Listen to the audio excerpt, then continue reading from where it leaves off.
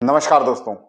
एक बार प्रभु श्री राम ने अपने राजगुरु ब्रह्मर्षि श्री वशिष्ठ से पूछा कि गुरुदेव, जिस व्यक्ति को आत्मज्ञान की प्राप्ति हो जाती है, यानी कि जिसको आत्मबोध हो जाता है, जिसके लिए माया समाप्त हो जाती है, क्या वह व्यक्ति सर्वज्ञ बन जाता है? क्या उसे संसार की समस्त मूलभूत चीजें समझ में जाती हैं, समस्त ज्ञान उसको प्राप्त हो जाता है? ध्यान से सुनना और दो बातों को समझना। पहले तो मैं जितनी भी बातें करता हूं वो बातें शास्त्रोक्त हैं। ऐसा नहीं है कि श्री कृष्ण ने ये कहा, श्री कृष्ण ने वो कहा, गीता का नाम लेके कुछ भी आपको परोस दिया जाता है। मैं जो बोल रहा हूं वो शास्त्रोक्त है।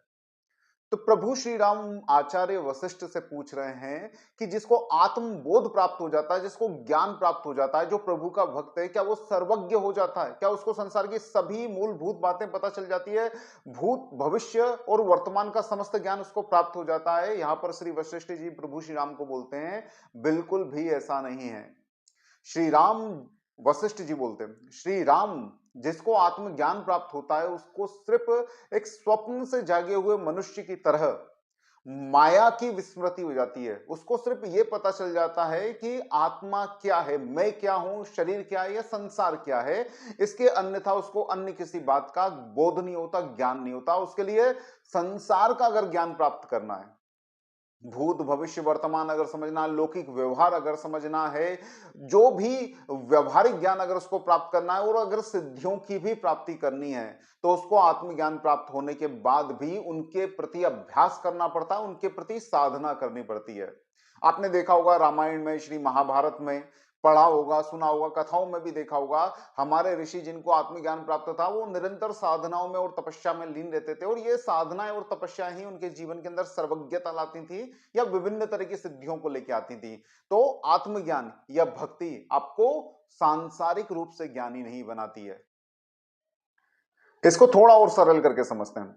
स्वामी रामकृष्ण परमहंस जो आत्मबोध को उपलब्ध हो चुके थे, जिनको भगवती महाकाली साक्षात दर्शन देती थी, लेकिन जब सनातन के ज्ञान को, हिंदुत्व के ज्ञान को, वेदों के ज्ञान को संसार में प्रचारित करने की बात आई, तब वो अंतः प्रेरणा से वो किसी ऐसे व्यक्ति को, ऐसे शिष्य को ढूंढ रहे थे जो इस योग्य हो, जो समस्त संसार के अंदर सनातन का डंका बजा सके, सनातन की ध्वजा को फहरा सके। तब उनको मिलते हैं नरेंद्र, जो बाद में स्वामी विवेकानंद के नाम से जाने जाते हैं।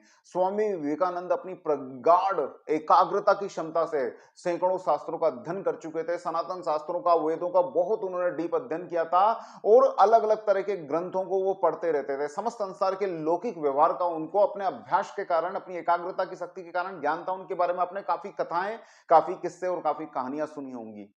तो स्वामी रामकृष्ण परमहंस के ज्ञान को या सनातन के ज्ञान को या वेदों के ज्ञान को जो बाहर ले जाने की योग्यता थी, वो उसी व्यक्ति के अंदर थी जिसके अंदर बाहरी ज्ञान पूरी तरह से भरा हुआ था। ये दूसरे उदाहरण से भी आप समझ सकते हो कि आत्मबोध मात्र आत्मबोध होता है। भक्ति या किसी विशिष्ट प्रकार का है, यानी कि भागवत का किसी को ज्ञान है, किसी को गीता का ज्ञान है, किसी को रामचरितमानस का ज्ञान है, किसी को रामायण का अच्छा ज्ञान है, अनेक तरह की कथाएं, किसी को नरसिंह मेहता की कथा का अच्छा सा ज्ञान है। ये सिर्फ उस पर्टिकुलर स्तर का ज्ञान है, उस पर्टिकुलर स्तर की भक्ति है।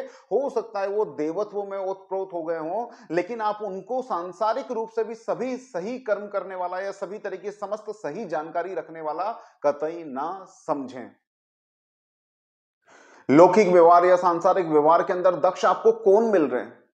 पूर्व में जो आचार्य रजनीश थे, ओशो थे, आप उनके बारे में अच्छी तरह से जानते होंगे। वो जिस यूनिवर्सिटी में थे, उस यूनिवर्सिटी की समस्त पुस्तकों का अध्ययन उन्होंने अपने कॉलेज के, मतलब पढ़ाई के दौरान ही सबका कर लिया था। उन्होंने किस तरह से आत्मज्ञान की उपलब्धि के बाद किस तरह से लौकिक ज्ञान के आधार पर, सांसारिक ज्ञान के आधार पर सनातन को, हिंदुत्व को या फिलोसॉफी को या दर्शन को, आध्यात्म को समस्त संसार के अंदर स्थापित किया। अभी रिसेंट में जो हमारे सदगुरु जी हैं वो खुद बोलते हैं, जब उन्होंने अपनी 12th के बाद अपनी एजुकेशन को ड्रॉप कर दिया था, उसके बाद 3-4 साल के अंदर उन्होंने लाइब्रेरी में बैठकर एक लाइन से सारी पुस्तकें पढ़ी। तो आज उनके ज्ञान को आप देखते हैं, लौकिक व्यवहारिक ज्ञान को आप देखते हैं, आत्मज्ञान जो उनके पास है वो है, लेकिन वो जो सनातन को या धर्म को या फिलोसॉफी को जो बता पा रहे हैं ना, वो उनके व्यवहारिक ज्ञान के अभ्यास के कारण बता पा रहे हैं। अब बात आती है कि मैं ये सारी चर्चा इस तरह से कर क्यों रहा हूं, मुझे क्यों जरूरत लगी आपको ये बताने की कि भक्ति और सांसारिक ज्ञान दो अलग अलग चीजें हैं। एक भक्त को या आत्मबोध के प्राप्त व्यक्ति को अगर उसने संसार का अभ्यास पूरी तरह से नहीं किया है, संसार की पूरी तरह से बातों को जानने के लिए वो उसी तरह से साधनामय नहीं हुआ जिस तरह से भक्ति के लिए, ज्ञान के लिए हुआ है, तो वो सांसारिक ज्ञान में कहीं ना कहीं पिछड़ा रह जाएगा। यह बात मैं इसलिए बोल रहा हूं कि कई बार आप अपने संतों को, अपने महात्माओं को, कई तरह के ज्ञानियों को बहुत तरह की सांसारिक व्यवहारिक गलतियां करते हुए देखते होंगे, तो उससे उनकी भक्ति को ना तोलना, चाहे वो कोई भी हो। चाहे वो अभी में जो अनिरुद्धाचार्य मुझे लगता है बिग बॉस में पहुंच गए हैं, तो उससे उनकी भक्ति का अनुमान मत लगाइएगा। मुझे लगता है यहां पर उनसे वो गलती हुई है जो एक लौकिक व्यवहारिक ज्ञान रखने वाला नहीं करता। कोई भी समझदार, श्रेष्ठ, विवेकवान पुरुष जिसके पास संसार की घटनाओं को समझने का विवेक है, वो नहीं करता। तो वो जो गलती उन्होंने की है, मुझे लगता है अब आगे पता चलेगा वो गलती निकलती है या उनका कोई मास्टर स्ट्रोक निकलता है, वो उस ऐसी वाहियात जगह से अपने सनातन व्यक्तित्व को बचा के ला पाते नहीं, नहीं ला पाते हैं, ये तो हमको भविष्य में देखने को मिलेगा। लेकिन इससे उनकी भक्ति, उनकी कथा के अंदर जो भी उनका कथा के स्वरूप में ज्ञान है, उसको ना तोल लिएगा, ना तोला जाए। और ऐसा सभी के विषय में आप समझिएगा कि भक्त होना, आत्मज्ञान को प्राप्त होना, सांसारिक ज्ञान को प्राप्त होना और सिद्धियों को प्राप्त होना, ये सब बातें अलग अलग हैं। नमस्कार दोस्तों, जय